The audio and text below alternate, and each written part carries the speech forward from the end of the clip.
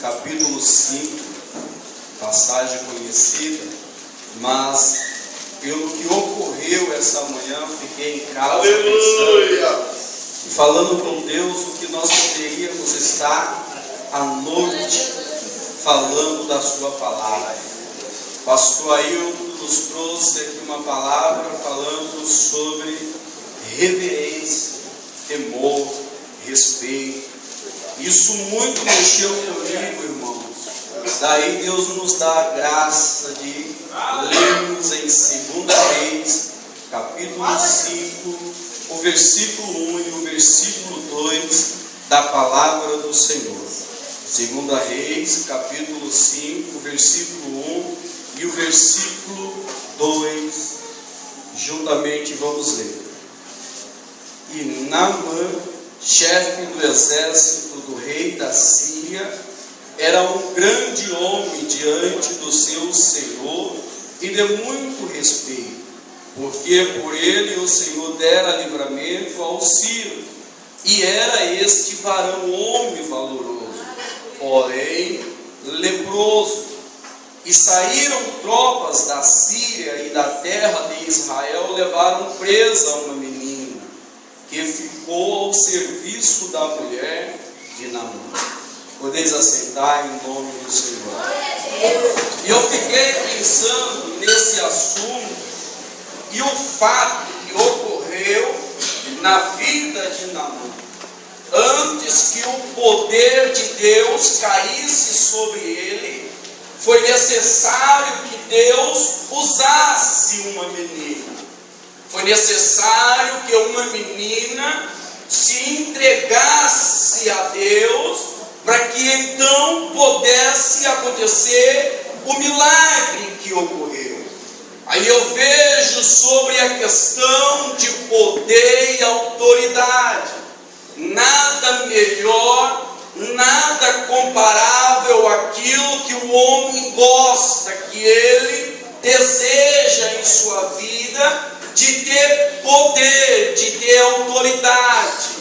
Tendo ele poder e autoridade, ele vai fazer de um jeito ou de outro para chamar a atenção das pessoas, para mostrar que tem esta autoridade. Não sei de que jeito, não sei como isso pode ocorrer. Talvez mandando, talvez enfardado, talvez com a roupa que ele exerce, que ele está em um nível superior aos demais. Ele vai querer chamar a atenção das pessoas. Pode ter 2, 3 estrelas no seu ombro, e aquilo vai lhe trazer um respeito, vai lhe trazer uma moral. Ele vai andar e as pessoas vão bater continência para ele. Ele vai dar as costas e as pessoas vão dizer: quero ser igual o meu chefe, quero ser igual o meu líder. Eu entendo que a pessoa que tem autoridade, ela começa de um jeito ou de outro chamar a atenção das demais, porque está se destacando, está tendo algo diferente. E aí nós poderemos entender e trazer para uma coisa simples. Por exemplo, um policial que você conhece, ele está trabalhando fardado e você passa na praça de Pindamonhangaba. Você vê ele, cumprimenta, fala com ele, ele fala com você, você sorri, fica alegre, feliz, porque está conversando com uma autoridade. Você não vai olhar simplesmente o seu colega, você não vai olhar para o seu amigo, você vai olhar para a farda que ele está vestida. Isso vai te trazer honra se ele para, se ele te ouve e conversa com você. Você fica feliz, ficamos felizes. E eu vejo aqui com Naamã, não é diferente com esse homem. Ele é chefe do exército, não é qualquer exército não é o exército do Brasil que nós temos nesta época, nas condições que se encontrava. A Síria, ela trazia terror, a Síria, ela entrava numa peleja e simplesmente com o seu reinado e o seu império, ela era respeitada. E eu posso entender que ele não era somente chefe, ele também era respeitado. Por onde ele passava, diante daquela almarada que ele tomava conta, todo mundo olhava para Naamã, todo mundo reverenciava Naamã, todo mundo queria conversar com Naamã. Ele estava na frente para trazer estratégia para o exército da Síria. Era ele que comandava, era ele que falava, era ele que fazia com que guerras e batalhas viessem, mas quando entrasse, viesse trazer vitória para o seu povo. Eu vejo que também o nosso Deus, ainda ele não sendo crente, o Senhor lhe dá vitória, o Senhor livra o seu povo, através de quem? De Naamã. Eu vejo que é um homem valoroso, ele tem peso na palavra, ele tem respeito aonde chega, é um homem sincero e não brinca. Naamã é aquele homem que nós já sabemos o que a Bíblia nos fala, é bem respeitado, ele é chefe e está na frente de um batalhão. Mas eu vejo quando ele chega para sua casa, lá está sua esposa, ele começa a tirar sua roupa, ele começa a tirar o seu armamento, mas o que ele vai se deparar é com uma enfermidade. A enfermidade ele poderia esconder com as suas roupas, mas dos seus olhos, da sua mente, do seu corpo, ele não poderia esconder. Ele é chefe, tem autoridade, é zeloso, todo mundo abaixa a cabeça para ele lá fora, mas dentro de casa ele está tirando a roupa, olha para a sua enfermidade e não entende, não consegue entender e nem compreender que tanta autoridade que ele tem, mas dentro de casa é um homem abatido, é um homem triste, é um homem que não sabe resolver o seu problema. A mulher tenta ajudar, a mulher tenta consolar, mas não tem jeito. Ele olha para a lepra que está na sua pele, e quando ele vê aquilo branco lhe incomodando, aquilo a qual nós sabemos que na lei de Deus, lá em Deuteronômio ou Levítico, quando uma pessoa leprosa estivesse no arraial de Israel, tinha que estar separado, tinha que estar longe do povo. Isso é ordenância do nosso Deus. Eu entendo que ele tem essa frustração de estar dentro de casa, mas não poder resolver o problema, não saber lidar com a situação que ele está enfrentando. E nós poderemos entender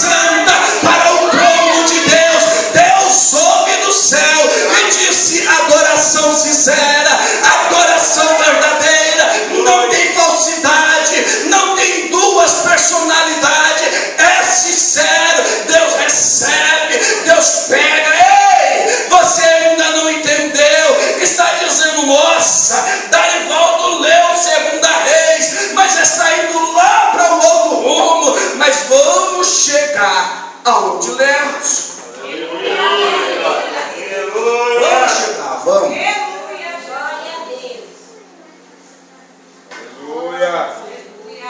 E Naamã era leproso.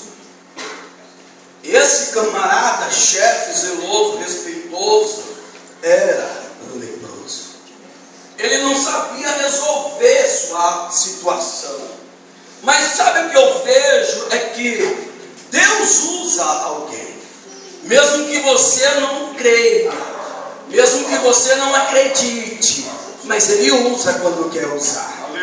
Deus usa a pessoa que dá lugar para Ele usar. Eu vejo essa moça, essa menina, entrando em cena, em uma situação a qual nós poderíamos entender o quê? Que quando Deus quer trabalhar, quando Deus tem um plano, um projeto, mesmo que a gente possamos achar que não tem jeito, mas Deus vai pegar do pó, da cinza, do canto, lá do último lugar, para fazer o nome dEle ser exaltado, glorificado, porque Ele é lindo, Ele é maravilhoso. Eu vejo que essa menina, ela estava escrava, ela foi levada de Israel para onde? Para Macedônia. Ela estava em Damasco, melhor dizendo, nascia sendo empregada, sendo escrava, sendo uma pessoa a qual a sua senhora olhava para ela e poderia dizer, a cadeira está suja, o chão não está limpo, tem poeira, não é assim, mas ela é serva, ela é fiel, ela é temente a Deus. Ele não sabia com quem estava mexendo, e ela trabalha, ela é escrava, mas ela não reclama, ela não murmura, não levanta questionamento para dizer, meu Deus, o que estou fazendo nesta cidade? A minha cidade é Israel, a minha cidade é Israel, e não na Síria, mas ela está escrava em um lugar. Mas Deus tem um plano para fazer. O plano que Deus tem para fazer, Ele vai fazer.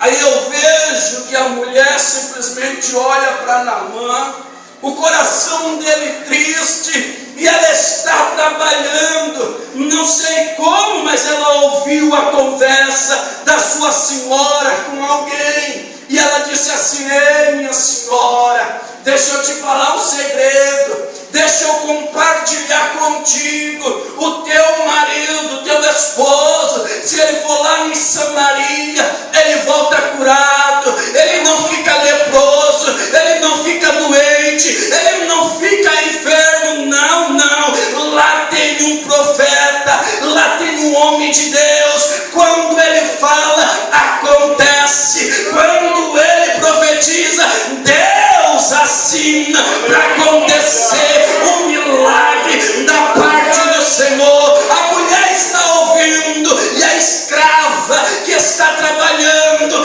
que é de Israel, não é conhecida, não temos o grau da parentesca dela, não temos o grau da família dela, nem sabemos quem é essa menina. Jesus, Deus, não deixou escrito o nome dela, mas deixou a sua personalidade na história dos hebreus, de Israel, do povo escolhido, para que então pudéssemos falar desse Deus de Abraão, que cura, que sara e que faz milagre.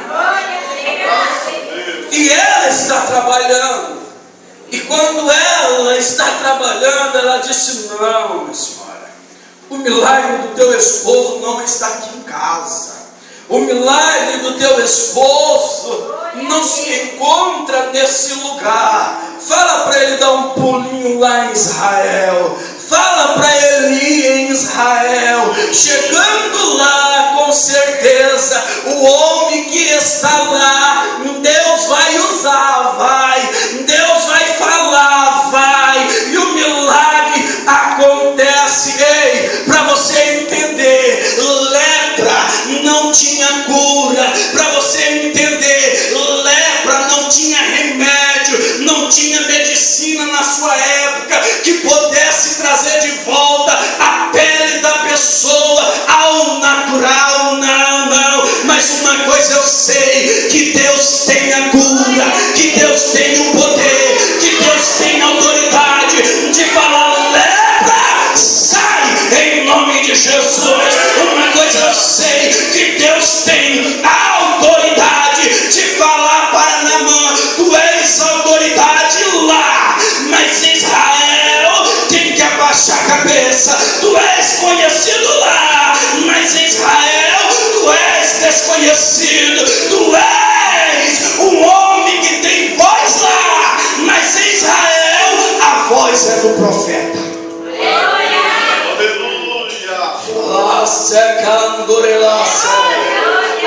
Canamando shai de flasse caparamanda. Candará checando e plasticando de papaluca. Chanamando rica seca mandela lai de flor.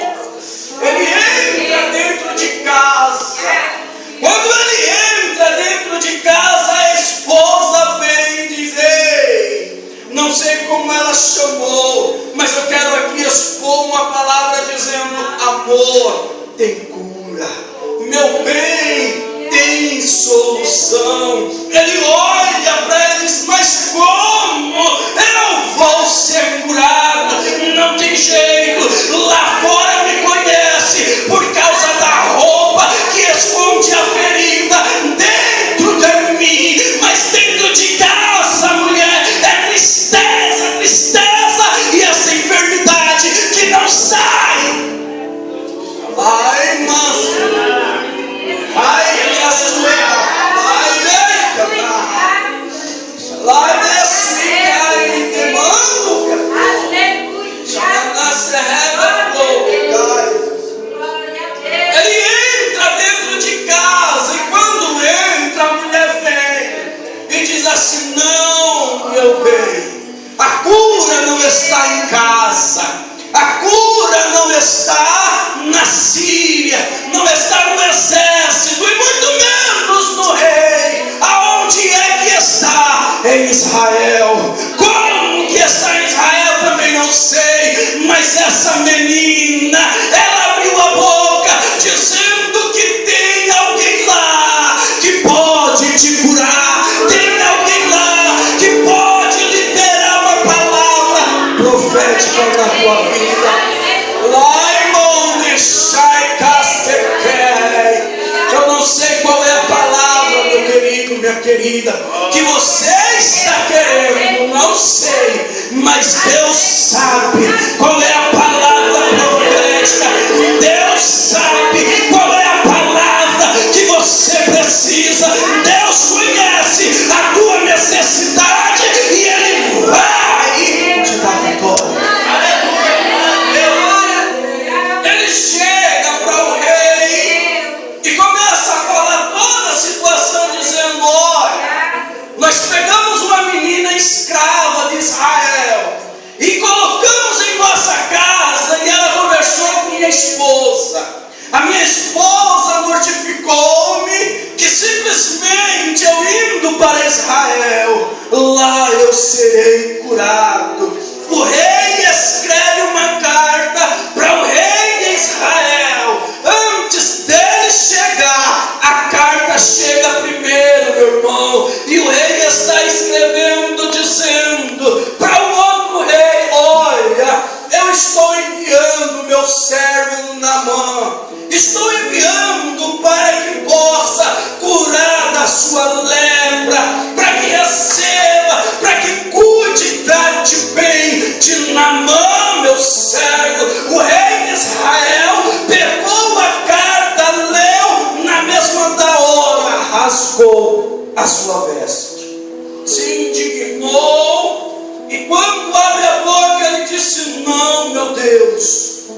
O rei da Síria está levantando alguma situação para saquear Israel. Sou eu Deus para curar? Sou eu Deus para vivificar?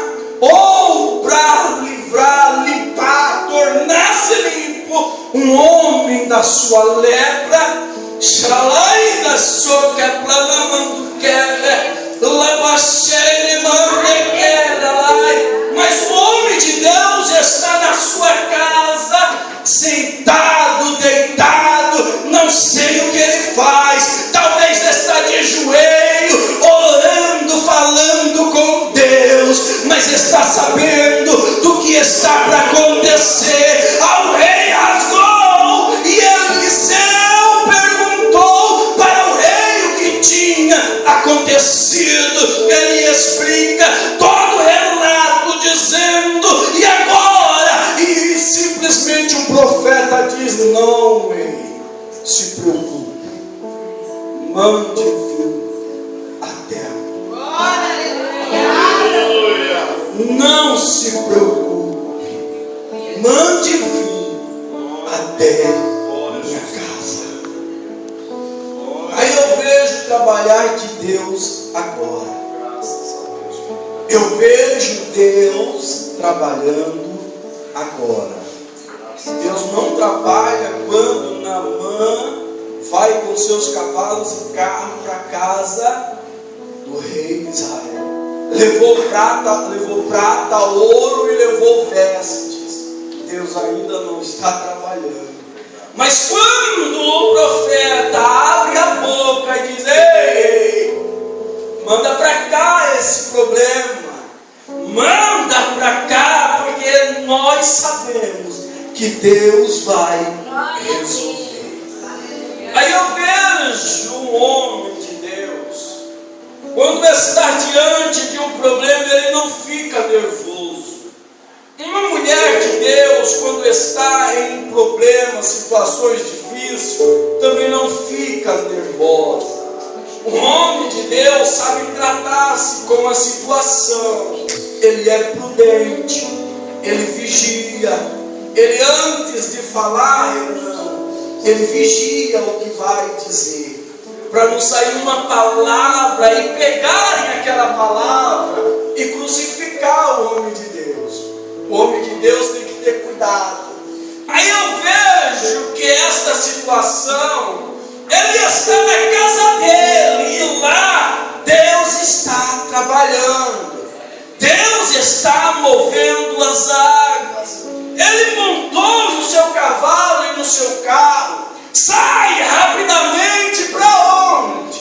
Para a casa do homem de Deus. Mas quer saber? Um homem de Deus tem ousadia, um homem de Deus tem autoridade.